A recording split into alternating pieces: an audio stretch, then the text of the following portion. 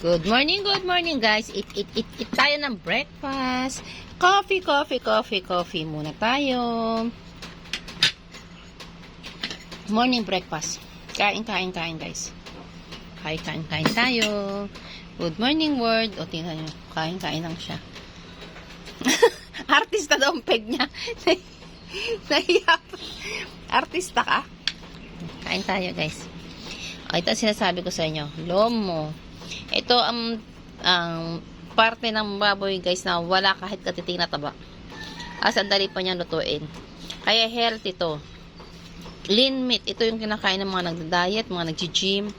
Ito guys. Try nyo. Masustansya talaga siya. Wala siyang cholesterol. Pure meat. Diba? Pata nyo guys. Oh. Sarap. Yumminess. This is life. Oh, simpleng luhay. Ayan. Tilapia. Prito. Tapos, lomo na lean meat. Basawsawan. This is life. And a cup of coffee that will complete our day. Diba? Ayan. Thank you po. Thank you God for all the blessing. Happy na.